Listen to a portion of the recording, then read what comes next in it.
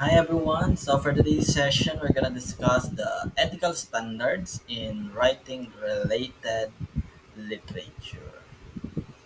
So ano nga ba yung mga ethical standards na yan? So of course, as a researcher, as a writer, no, we should be aware of these ethical standards.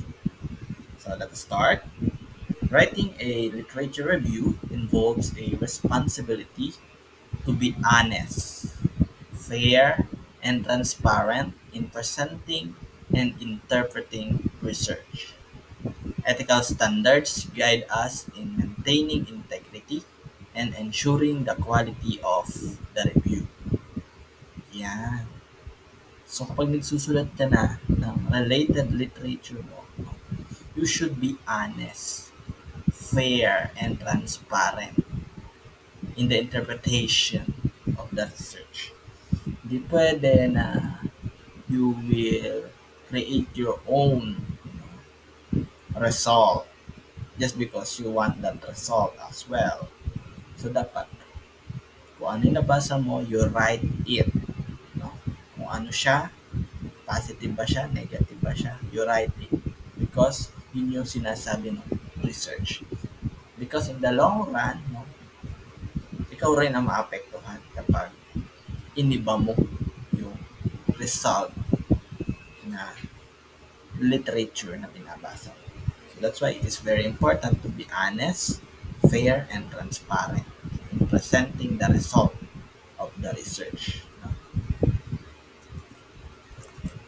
So we have here the importance of adhering to ethical principles. So adhering to ethical principles ensures that our literature reviews are accurate, reliable, and unbiased. This promotes trust and confidence in our work, contributing to a culture of academic integrity. Of course, as a teacher, researcher, as a writer, dapat alam mo yan. You adhere to the ethical principles and avoid bias. Kasi ikaw rin ang maapektuhan kagaya ng sabi ko kanina. And of course, if you follow the ethical principles, if you adhere to that, no, you have the confidence to present your research in the scientific community because you know to yourself na totoo lahat na inilagay mo sa iyong study. Alright? So let's have credibility. Ethical conduct builds trust in our work and enhances our credibility as researchers. Ayan. So, you should be credible researcher so that you could build trust with the others, to the community, scientific community especially. So that, no, sa mga future researchers pa na ipapublish mo, ikahandak mo, they will support you. And who knows, no, maaari ka pa nilang decide sa kanilang research na gagawin. Next, we have accountability. We are accountable for the accuracy and integrity of the information we present. Ayan, dapat accountable. You know what you are doing, and if something goes wrong, you should be accountable. Ikaw gumawa niyan, you could answer it. Diba? Dapat accountable tayo on all the things that you do, not just in research. No? For the accuracy and integrity of the information.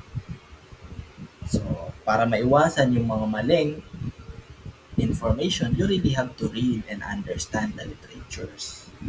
Now, next, trustworthiness.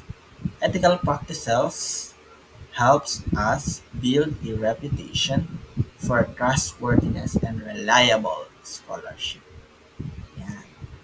Ethical practices.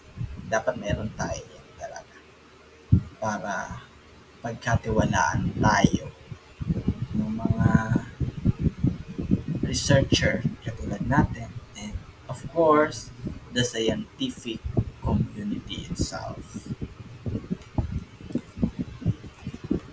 So let's have the key ethical considerations. Key ethical considerations in writing a literature review include acknowledging sources, avoiding plagiarism, ensuring objectivity, and presenting a balanced and comprehensive overview of the research. So we have here number one, plagiarism. Avoid plagiarizing by properly citing all sources and using quotation marks for direct quotes. Ayan. Last time in our video, we already discussed how to avoid plagiarism by using different citations. So you could watch that here in our YouTube channel. No? You just browse it there, how to avoid plagiarism. So we have there APA, MLA. Next, bias. Strive for objectivity in presenting research findings, acknowledging all perspectives, and avoiding personal opinions.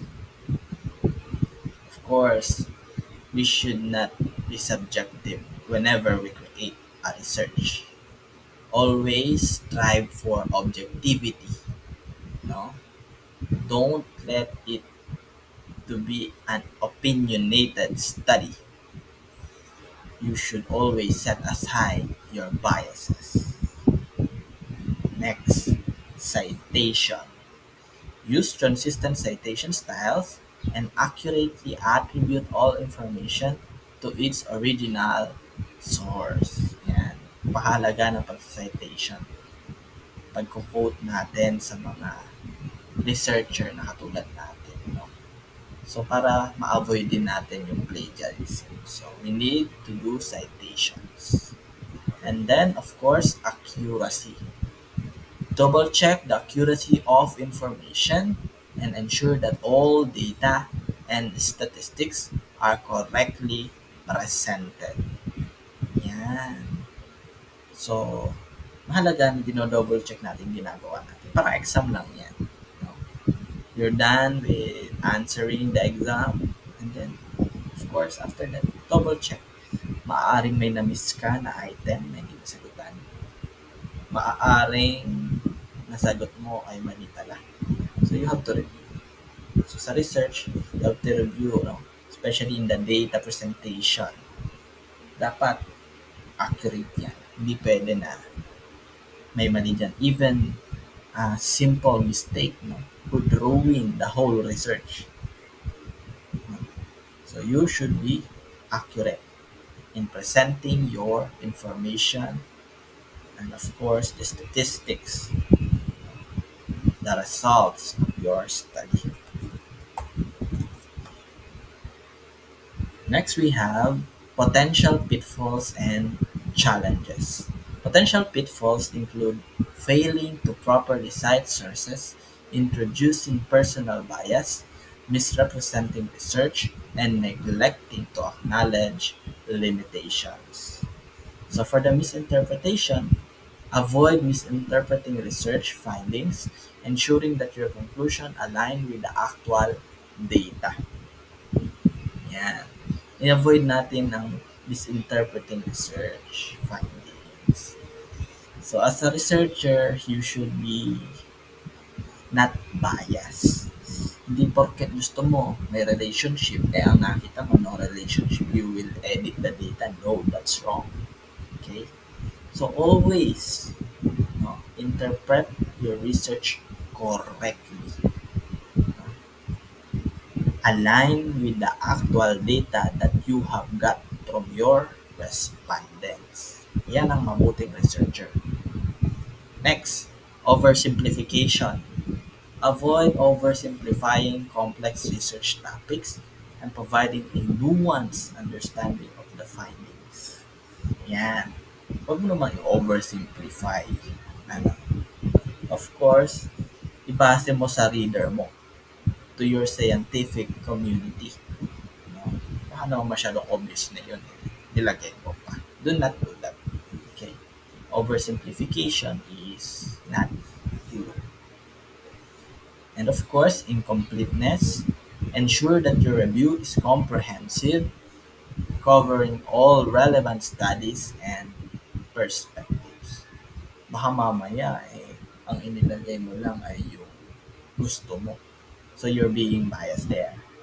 So you have to put everything na nabasa mo, na inintindi mo in your related literature, no? And in your research, no? Dapat complete. Hindi pwedeng kulang. So I have here 3 strategies for maintaining ethical integrity. So to maintain ethical integrity by actively seeking out and engaging with diverse perspectives, critically evaluating research and striving for objectivity. Yeah. Again and again, you should have ethical integrity as a researcher. Mahalaga yan. Hindi dapat nawawala yan sa isang researcher. So number 1, consultation. Consult with peers, mentors, or subject matter experts for feedback and guidance. Yan. You should always ask for consultation to your mentors. So in grad school, no, even in baccalaureate degree, meron tayong tinatawag na mentors. So you could consult to them. No? You also have critics, no? Para matcha-challenge nila tayo, maganda yun na umuupo tayo sa kanila and then matcha-challenge natin ang isa't isa. Unlike na ikaw lang nagde-decide sa sarili. Next, self-reflection. Regularly reflect on your own biases and assumptions, ensuring objectivity. Yeah. Self-reflection. Reflect on your biases and assumptions. Tama ba na ilagay mo yung biases mo sa research mo? No. It is never right. Okay? So you should be objective when writing your research. Do not be subjective. Next, transparency. Be transparent about your methods and limitations, acknowledging any potential biases. Yan. So as a researcher, transparency is a must. As a leader, transparency is a must. Alam natin yan. So therefore, we should give what we owe to our scientific community. Dapat tayo, transparent tayo on all the things that we do in our research. Okay? So you should be transparent about the limitations. You should be honest about it. Now let us proceed with presenting a comprehensive literature review. Present a comprehensive review by outlining the research area, summarizing key findings, discussing theoretical implications, and providing a synthesis of literature. So introduction, background, and scope of the research area. Yan. Ano ba yung background ng research na yon? So you have to identify it. Next, methodology. Search strategic criteria for inclusion-exclusion of studies. Ano yung ginamit nilang methods? No? So if they have various methods, no? Ilagay mo sa spreadsheet mo, bukod-bukod yan per study. Next, results. Summary of key findings from included studies. Of course, you also add the column results there and then what are the key findings of each literature na nababasa mo. Lalagay mo doon. Next, we have discussion. Analysis of findings, implications for theory and practice. You have to analyze well the findings, ano ba yung naging result nila, no? Basahin mo ng mabuti. The theory na ginamit nila, no? Kailangan nila. Next, conclusion. Synthesis of findings, future directions for research. So dyan, makita mo kung ano yung naging limitations nila, kung saan maaari ka pa mag-try ng other variables. Ano? Andyan yan, makikita mo sa conclusion. Next, ensuring transparency and objectivity. Ensure transparency by clearly disclosing any conflicts of interest. Mahalaga yan. And using objective language to describe research findings. This promotes trust and reliability in your work. No? So always discuss that. No? Conflict of interest, if there's any, you discuss that. Mahalaga na transparent tayo and objective tayo sa ating research na ginagawa. Hindi pwede na may tatago tayo pagkat lalabas at lalabas din iyan. Next, we have disclosure. Disclose any potential conflicts of interest that might bias your review. Okay?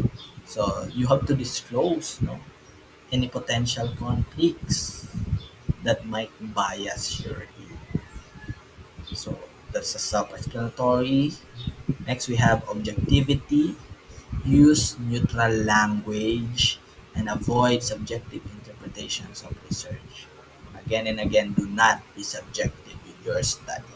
Always be objective in presenting your research and in writing your research. Transparency, clearly explain your methods and criteria for selecting studies. Of course, you really have to explain your methods and criteria for selecting studies. Yan ang mahusay na researcher. May transparency.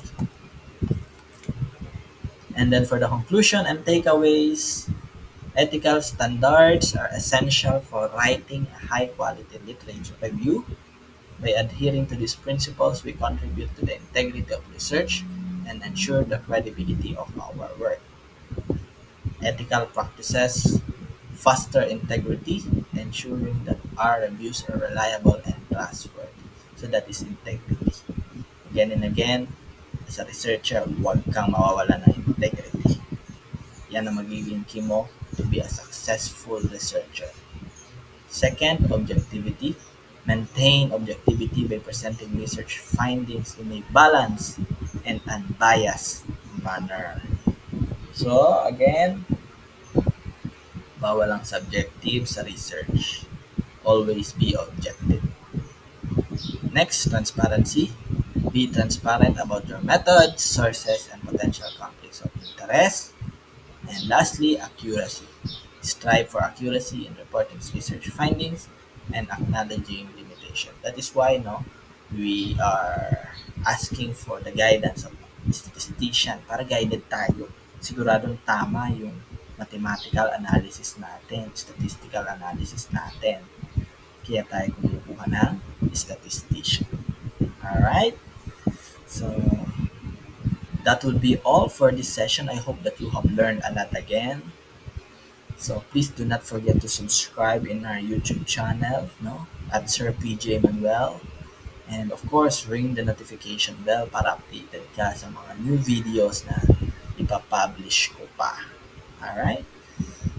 So, bye-bye for now. I'll see you again on the next one. Bye-bye.